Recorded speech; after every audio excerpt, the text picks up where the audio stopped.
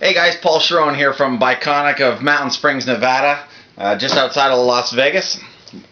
Our little store is located about 30 miles outside of Las Vegas in the mountains between Las Vegas and Pahrump, halfway to the hookers. And just wanted to do this quick video today. I just finished a blog post on motorcycles for kids, and probably fairly controversial. I guess here's gonna be the two sides of the fence, guys. If you're into motorcycles, you're going to think it's okay to have motorcycles for your kids.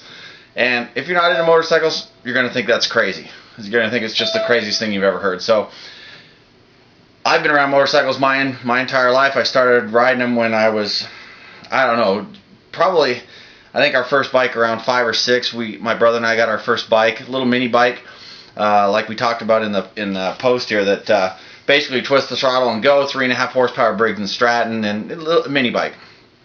And that's how we started. We learned there and just kind of progressed up through the ranks into 75 cc's and 125s and then 500s and so on and so forth, 250s, 500s, so on and so forth. So me personally, I don't see anything wrong with kids riding bikes, and I think obviously the sooner the better. The earlier they develop their skills, the better off they're going to be if they decide to continue riding motorcycles throughout their entire lives and go into the street bikes and stuff like that. I've got a couple of my friends, Paul and Linda, for example. They barely just started riding motorcycles, and they're well in their 50s and fantastic riders, but fairly new to the sport of motorcycling. I actually don't know if they rode before that, but I know they just recently got their street bikes within the last a few years, but they're doing fantastic. But again, if they had been riding since they were kids, they'd be a lot more comfortable on their bikes now. So I really think that motorcycles for kids are not a bad idea whatsoever.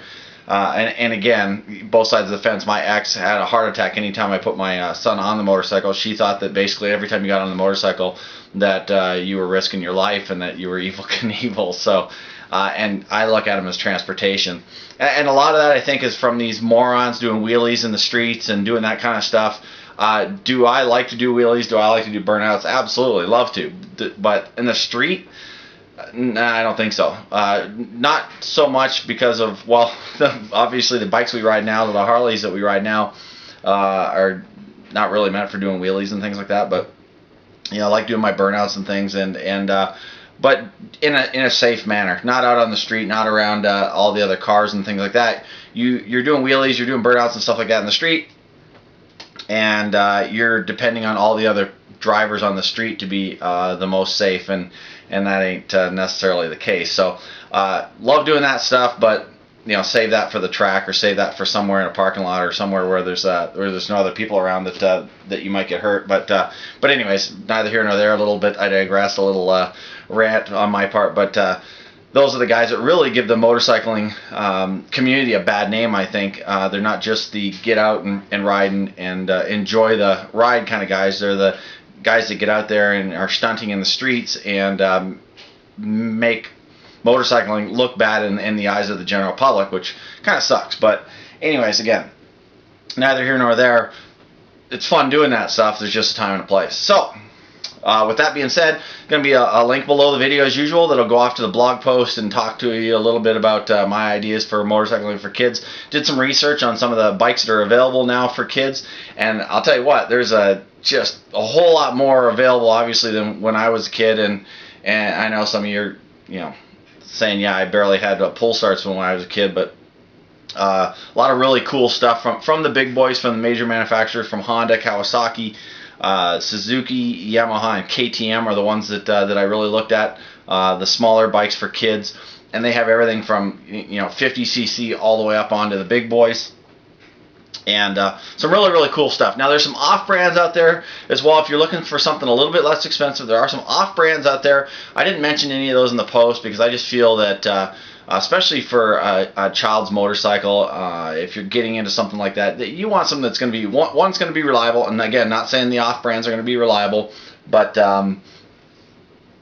I just think that warranties and things like that, although very short on dirt bikes, something that you'll want to have in place. And obviously with the bigger manufacturers, you're always going to have somebody close by that can do the service for you. So there's always going to be a Honda dealer or a KTM or Kawasaki, Yamaha, Suzuki. One of those dealers are going to be in your area.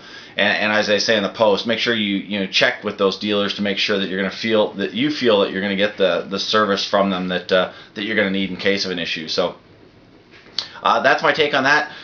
We tried to do 10 different bikes, a couple from each manufacturer with 1 or 2 added on, and then a couple honorable mentions there as well, because there is some the great stuff out there available.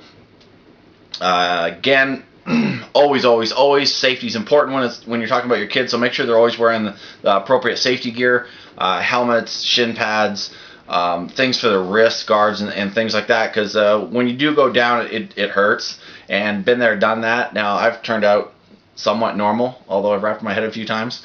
Don't let your kid ride his motorcycle or her motorcycle without a helmet. Definitely without the helmet is a no-no. I see kids on skateboards even and bicycles and things like that without a helmet. That's just nuts. You're just asking for it. So as long as they're wearing the protective gear, they've got a helmet on, some shin pads, maybe even the shoulder pads and things like that if you're riding motocross bikes. And obviously if they're doing some mild riding, at least a helmet. They don't need all the other gear. But if they're going to be trail riding, doing motocross stuff, I suggest that they get a full set of gear. And again, there's several places in town here that they can do that. Our store, we don't happen to carry motocross stuff. So yeah, that's about it. Motorcycles for kids, I think it's a great idea. Get them started early and get them up and rolling, and then that way they can progress and motorcycle safe for the rest of their life and learn a lot of skills that they can just keep taking forward and forward and forward. I'm going to kill my cat for hitting the camera, but they'll learn all kinds of skills if they start early, just like any other skill, just like any other sport. Start them early, and they'll be able to continue for a long time and develop those skills that'll keep them safe once they get out onto the roadways with all these crazy nut bars in the cages. So again, Paul Schrum from Biconic, Mountain Springs, Nevada. You get a chance to come on up and see us. We're getting into rally and riding season here right now, so check out the website for and get your name and an email address on there so that you can stay up to date on the rides and events that we've got going on. And we don't just do our events, guys. We put on events for other people as well. So make sure you check those out. Everything from Laughlin to local poker runs for some of the from the local motorcycle clubs and things like that. We've got it pretty much all listed. And if you want something listed that